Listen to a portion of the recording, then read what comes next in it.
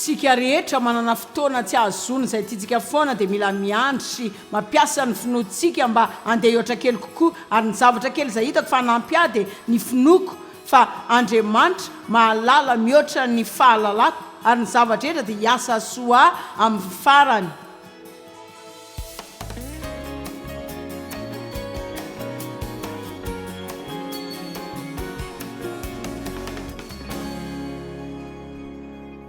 Hitako fa tena manana tahotra maro kokoa isika noho izay verintsika aza fa tena misy tahotra lehibe mihitsy izay ekentsika arizana ediana.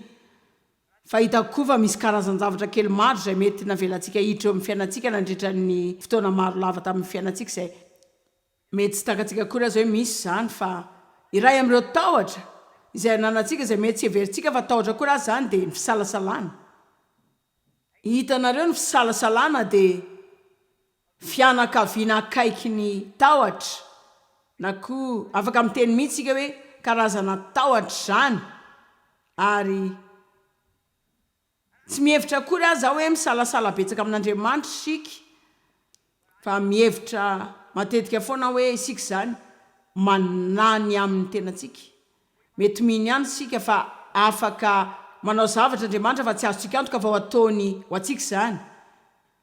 Na hoe mino sika fa miteny amin'olona Andriamanitra fa tsy mino sika hoe tena mandry azy miteny marina. Na sika mino fa raha misy olona mivavaka ho antsika dia Andriamanitra ihaino azy ireny fa tsy matoky tsara sika fa mandry antsika izy. Ka androany ara dia hiresaka aminareo amin'ny fomba maro samihafa ny amin'ny fisalasalana. Ary manantena fa melohan'ny fotoana ivoanareo dia mba hatsiaro tsaratsara kokoa ny amin'ny tenanao ianao mihoatra ny nataonao tamin'ny ianao voaniditra teto.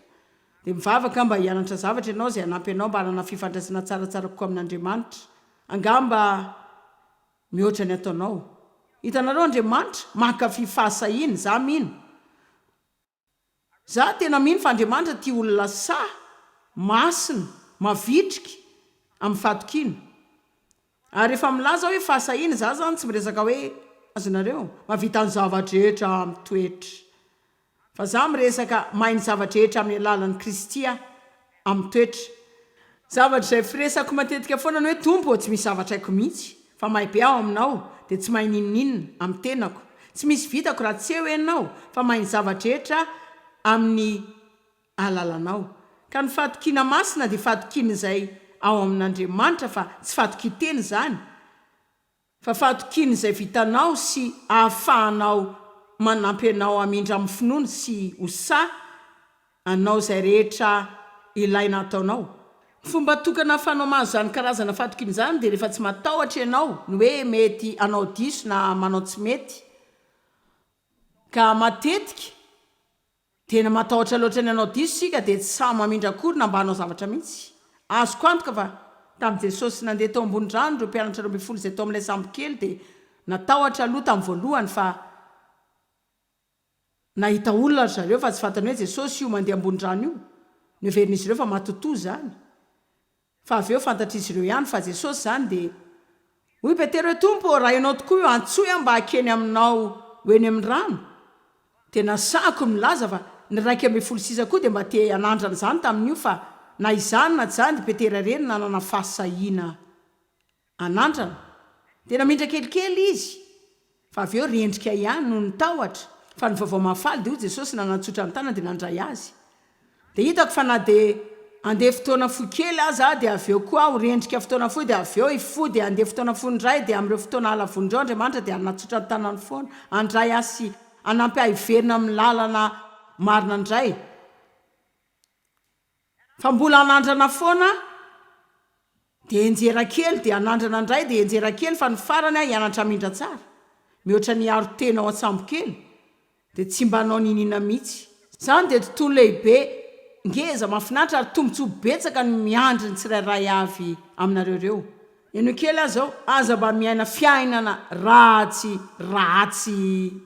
izany. Enareo avy tena sorena zany. Tena hitanareo zao raha sorena ianao azoko antoka fa fatosinao izany.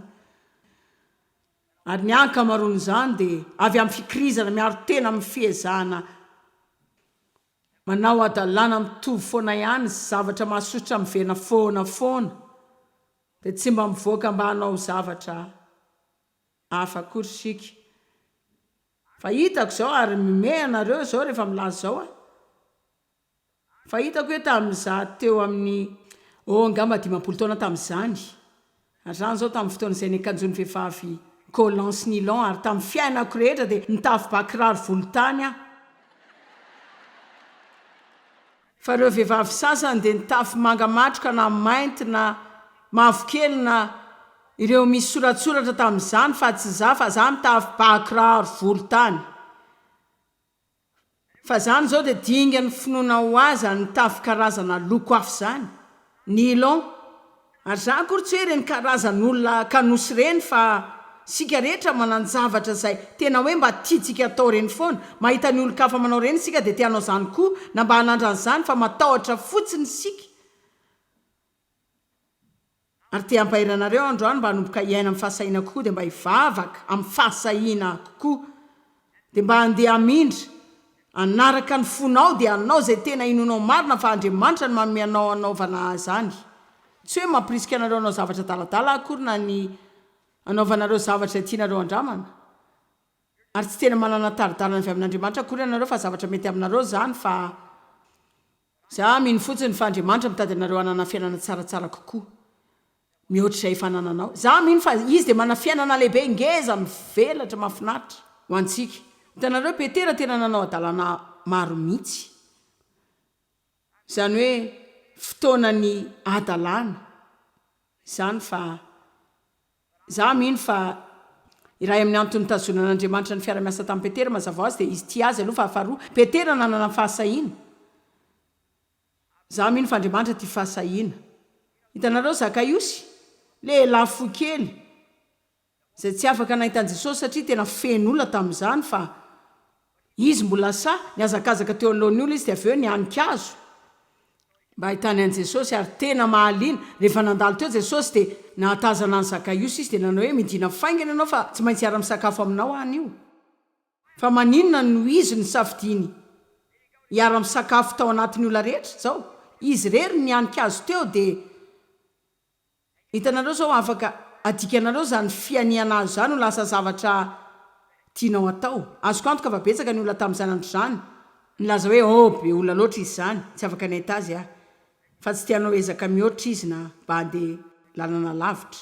Kaleba dia lazain'ny Baiboly hoe voalaza betsaka amin'ny Baiboly ny amin'ny Josoasy Kaleba, ary voalaza fa nanana toetra hafa ry zareo, toetra hafa mihoatra noho ny an'ny rehetra teo.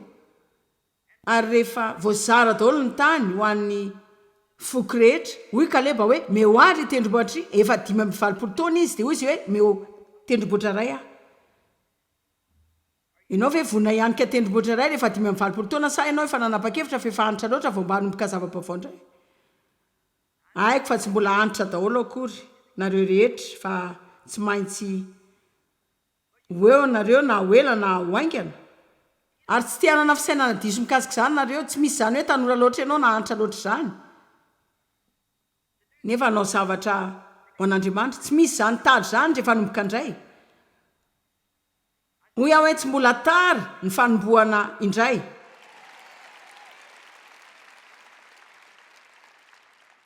Mba hiaina fahasahiana mila mandeha amin'ny finoana isika. Fa ny fisalasalana dia mitondra mankany amin'ny ady amin'ny finoana foana. Tady Diova ny fisalasalana dia karazana tahotra koa. Ny tahotra dia nalefa hanohatra ny finoantsika, fa matetika ny tahotra dia tonga avy amin'ny endrika fisalasalana. Mba handray fanapa-kevitra tsara ve? Tsy haiko aloha, mety tsy tokony ataoko izany, ohatrany tokony ataoko izany, fa tsy haiko aloha hoe dia mandroso dia mihemitra, mandroso mihemitra, mandroso mihemitra. Misy olona efa leon'ny fisalasalana ve eto izao? Hitanareo na hoela na ho aingana tsy maintsy hanapa-kevitra ianao dia hiezaka anao zavatra. Dia manantena fa mba ho tsara zany raha tsy zany dia anao tsy mety nareo, fa tsy izay akory ny farandro farafaratsy nianatra ny tsy hainao izany intsony ianao. Nianatra zavatra betsaka tamin'ny fanaovana izany diso taloha, dia avy eo nahita taty aoriana ny fanaovana azy marina. Ndao jerena ny Romanina 4:20. Tantara malaza mikasika an'i Abrahama. ataoko fa nizaryzany tamin'ny fomba hafa tamin'ny conférence farany fa mety tsara izy eto mila zaraiko indray zany zao ho an'ny abrahama amin'ny hevitr'olombelona efa tsy nisy natenaina dia nanantena tamin'ny finoana izy fa ho lasa rain'ny firenena maro arak'izay nampanantenaina azy fa hoe andriamanitra taminy tsy ho hita isy ny amaroany taranakao ny olana tamin'ilay hoe taranany dia izy aza tsy manana na dia zaza ray fa tsy mba nalemy tamin'ny finoana izy rehefa ny sainany tsy fahombiazany noho ny fahaterany izay efa saiko toy ny maty satria efa ho 100 taona izy na koa rehefa nijery izy ny kibony saraza efa toy ny maty tena fatany zany efa nosainy amin'izany efa mba nijereny zany fa mbola niny ihany izy fa andriamanitra lehibe lavitra jereo ny 120 tsy nisy tsy finoana na tsy fahatokina na fisalasalana na ampiotsina azy na fanontaniana mampisalasala mikasika ny teny fikasan'andriamanitra tsy voalaza fa nisy fisalasalana na tsy finoana tao aminy ny voalaza hoe tsy nampiotsina azy zany fa raha miteny hafa dia inoko fa i abrahama dia nanana finoana ampy an'andriamanitra fa rehefa tonga ny fisalasalana dia ny fisalasalana zany ka amin'ny fotoana manaraka raha tonga ny fisalasalana dia mila milaza ianao misalasalana fisalasalako a za mino an'andriamanitra ary tsy salasalako zany mila tadidinao fa ny fisalasalana dia manao izay anakorotanana anao sy angalatra avy aminao dia miady amin'izay ao an-tsainao zany dia raha amin'ireo zavatra ilainy anarantsika dia rehefa mikorotana isika dia tokony hajanona ny fampiasan-tsaina be loatra dia mijery izay ao am-potsika janona dia lazao hoe inona ary no tena ao am-poko ao inona marina ny tena inoko fa tsy izay heveriko firy aminareo no malala fa misy fahasamihafana betsaka ny amin'izay heverinao sy izay inonao ny taninady dia ny saina ary satana dia anao fiadiana ny sainao andefa fisainana iray famaly hafa dia hafa indray dia hafa indray dia hafa indray efa nidresaka isika ny amin'ny zanatsypika mirehitra alefa ny fahavalo sy ny fiarovany ampinga ny finoana izay zavatra tokana ahafahantsika manoatra izany fiadiana alefa ny fahavalo izany fa za mino fa zany zanatsypika mirehitra izany dia atsipy ao an-tsaintsika sy ao amin'ny fihetsepontsika amen ka rehefa mino ianao amponao ao fa hoe tokony anao zavatra iray dia matetika izany lasa ohatrany hoe tahaka ireny ositra ireny na ilay antsika hoe fanendrena masina dia takony hoe dia manomboka misaina izany ianao tena magaga ny isan'ny nofonoantsika mikasika ny fiheverana izany laza foana hoe afaka misaina zavatra mandra-pahafaty ianao raha misaina izany ela loatra davida nanana fatokina fa afaka andresan'ny goliaty izy na dia hita fa tena kely azy izy tsy manam-piadiana loatra sao nylaza zao tokony mba hiaro tena amin'ny akanjo fiadiko ianao nanandrananao zany izy fa tsy vitany zany satria davida tia dia amin'ny fatokina an'andriamanitra fotsiny dia tiako izay voalazan'ny baiboly hoe rehefa ny famalivaly resaka tamin'ny goliata izay nandrao anazy teo izy ataoko an'izao ianao dia ataoko an'izao ianao mazava ho azy davida dia namaly azy hoe za manatonanao amin'ny anaran'i Jehovah tompony maro ary androany no anapahako ny lohanao ary ny baiboly laza fa ny azakazakainga ny davida eo amin'ny alarany ady ary tiako izany satria mino aho fa raha nijanona ela teo izy ka nijeren'ny goliata ela loatra dia mety ny azakazaka tany amin'ny lalanafa izy ary mino aho fa i abrahama dia nahalalany tsy nety tamin'ny tenany fa tsy nibanjiny zany nandritra ny 3 herinandro izy mety nijeren'ny saraza efa tena antitra sy niketrona ihany izy sady efa nahazo fiovana teo amin'ny fiainany kanefa tonga dia tsy nanaiky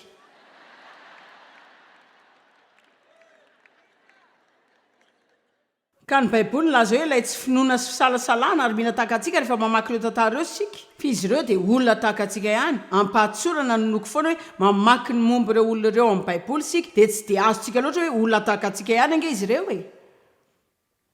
fa ny devoly dia nanenjika azy ireo nanana izay neritreretina izy mila nandeha tamin'ny finoana ry zareo nanana fisalasalana izy nanana tahotra fa ny zavatra izay hitantsika nataony zareo dia nametraka fianarana ao antsika izy eto fa raha manaraka ny ohatra nataony sika dia afaka mahazo ny karazana fandresena izay azony ihany koa ka inona nitranga sy voalaza mikasika ny abrahama raha afaka karintsika eo ambony ilay soratra voalaza fa hoe tsisy tsy finoana na tsy fahatokinana nozongozona azy na fanontaniana nalasala kasika ny teny fikasan'andriamanitra fa nitombo hery izy sy nampaharezony finoana satria nidera sy nanome voninahitra an'andriamanitra ka inona nataony rehefa nisy fisalasalana dia nanokatra ny vavana izy dia inona ny fiderana dia tantara mikasika ny fahatsaran'andriamanitra. Nanome fideranan'andriamanitra izy, mety karazany zavatra oatra izao zany. Andriamanitra o tsaroko ireo zavatra tsara izay nataonao tamiko tany amin'ny lasa, dia tsaroko ny fatokianao tamiko hatramin'ny tenenao tamiko andozako ny fianakaviako sy andeha amin'ny toerana izay asehonao aho. Dia hitako ianao nanao izao, dia hitako ianao nanao zatsy, ary mideranao Andriamanitra fa mbola anao izany indray ianao.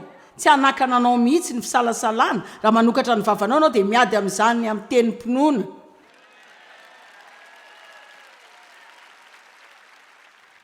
Hitanareo zao mora ny misalasala, mora ny mandeha amin'ny fomba fihetseponao. Fa milaza aminareo ny marina raha manokatra ny vavanao ianao ka milaza zavatra marina rehefa ao anatin'ny ady. Eno kely rehefa manana ady ao an-tsainao ianao ny fomba tsara indrindra anakanana izany dia mifanokafanao ny vavanao dia milaza zavatra marina. Rehefa milaza ny devoly hoe tsy havitsy izany ianao dia sokafanao ny vavanao dia milaza ianao hoe za dia ahomby ao amin'Andriamanitra satria izay rehetra ametrahako ho tanako dia ahomby sy androso. Ny tenin'Andriamanitra dia sabatry ny fanahy. Resaka mikasika izany koa nefa siana fahenina. Hoy izy hoe mila izarantsika izany sabatra roa lely izany. Ahoana no mifatokavany fisalasalana? Tonga miaraka amin'ny tsy finoana izany rehefa miandry sika. Hitanareo raha mivavaka sika ka tonga dia mahazo ny valiny avy hatrany dia tsy hanana olana ny amin'ny tsy finoana sy fisalasalana mihitsy. Ka maninona no ampetrasin'Andriamanitra sika? Satria mila zahana ny finoantsika mba ahitana raha mitombona sy matoky izany. Ary mila tsapaina izany mba hahafahan'ny tombo. Fanenjanana miteraka fitombona.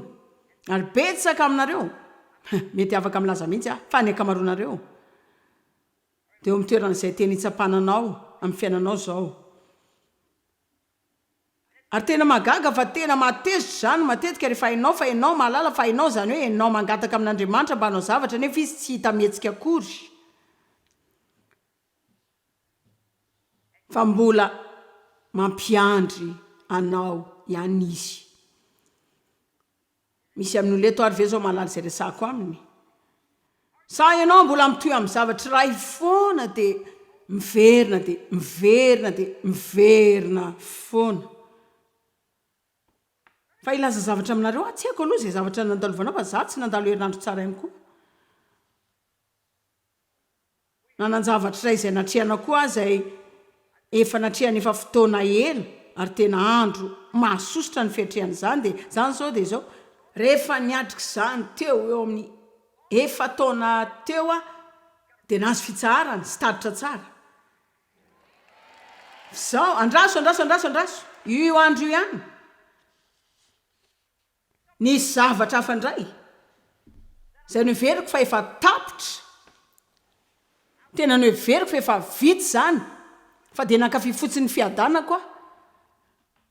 Saotra n'Andriamanitra ny amin'ny fandreseny, fa ireo korotana rehetra dia nanomboka indray.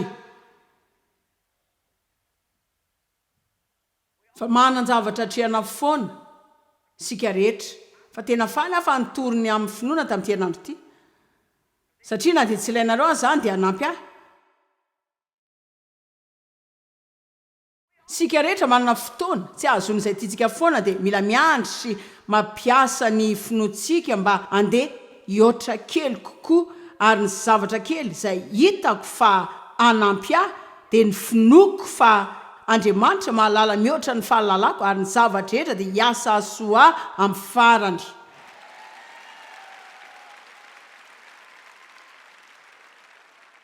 Ka ninona andrasanao zao ary namanao ahoana mafiny izany rehefa tonga amin'izay fotoana ny leon'ny miandry izay ianao ka te hilaza fotsiny amin'ny vavanao ianao hoe tena tsy vitako tsony mihitsy zao.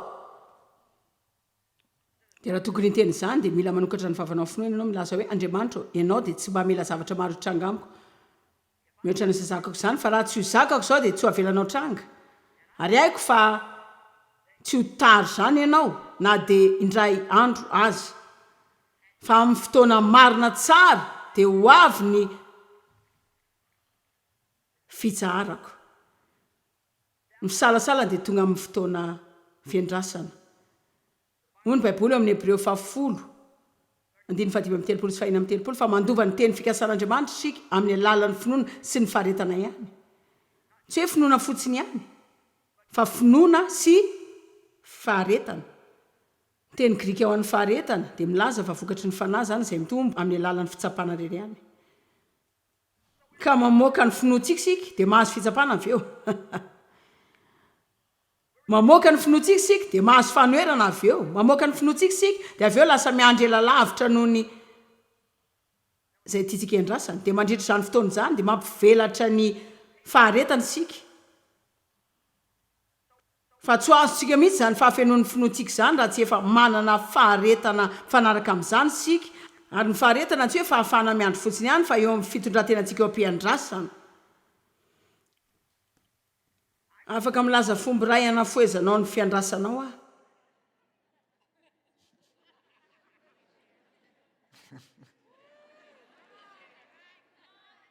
vavaka ho anareo hoy ny vavaka Paoly tamin'ny fiangonan'ny Kolosianina izy tsy mba nivavaka ialany olana izy ireo tsisy nandriamandeha azy ianao nahitany Paoly nivavaka ho an'ny ray amin'ireo fiangonana mba ialany olana izy ireo tsy nivavaka ho an'izany mihitsy izy nandriamandeha azy fa hivavaka ao anareo androany amin'ny vavaka nataony ho an'ny Kolosianina mivavaka ao anareo mba hahafahanareo miaritra izay rehetra tonga miaraka amin'ny fo tsara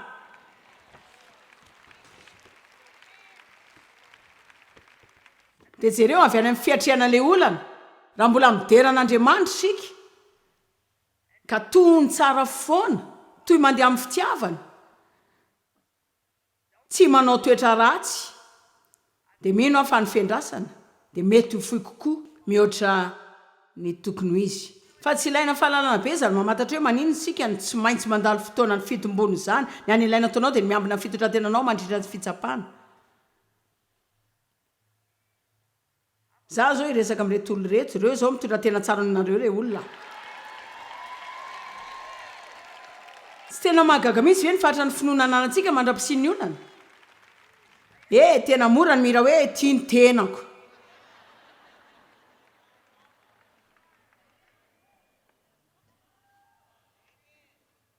Exodosy 7:7 tiako hijery zavatra izay hitako fa maliny sika rehefa nanaiky ny andehanan'ny olona Farao Andriamanitra tsy nitondra azy ireo tany amin'ny tany ny Filistina na dia tena somary akaiky azy zany fa hoy Andriamanitra hoe fandrao hiova hevitra ireo olona raha mahita ny ady ka hiverina any Ejipta indray raha miteny hafa zany ny tiany lazainy hoe dia Andriamanitra mihitsy no mitarika azy amin'ny lalana lavitra sy sarotra nahoana satria izy hoe tsy mbola tena vona amin'ny ady izy ireo nahoana moa izy nilana vona amin'ny ady satria Andriamanitra tady azy ireo hitrahaka zany fa raha mianatra ny teny ianao hoe maka zany hoe ilay fakana ny tany dia mila mandresy ilay efa tompo-tany ao ianao aloha ka rehefa naniraka azy ireo any amin'ny tany Kanana Andriamanitra izy tsy naniraka azy any amin'ny tany tsy misy fahavalo fa tena feno fahavalo fa mbola isiady aorian'ny ady isiady dia mila naka ny Jeriko izy dia mila naka tanàna mifandimby foana zareo dia hafa indray fa Andriamanitra nitondra azy ireo nyrenireny tany tamin'ny fanaovany toetra ratsy fimonomononana tsikerany fahatezerany fitadavana fahadisoana sy tsy faharetana tady izay iverenany tany Ejipta satria tamin'izy ireo vao nivoaka dia tsy mbola natanjaka tsara izy mba haka izany tany izany sy hiady amin'ireo fahavalo tao ary maro aminareo no manana nofo tsara amponareo sy zavatra izay tianareo atao dia tsy takatrareo nahoana Andriamanitra tsy mamely izany hatranga zao angamba ianao tsy mbola vona ny ady amin'ny fahavalo izay tsy maintsy hatrehanao mba hivelarany nofinao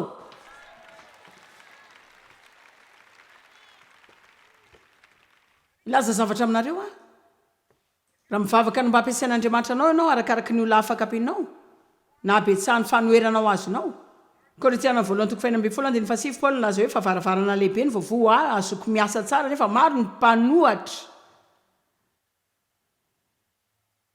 maniry matetika ny mba hafako manazava amin'ny olona ary mandra-mpanoratra boky lavabe dia tsy haiko hoe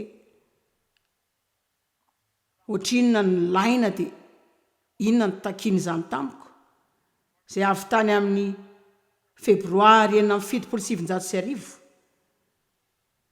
rehefa natsiaro fa Andriamanitra ny teny tamiko mikasika izay tiany hanovana ny fiainako hatramin'izao tsy hananako hevitra akory izay fomba ilazako aminareo ny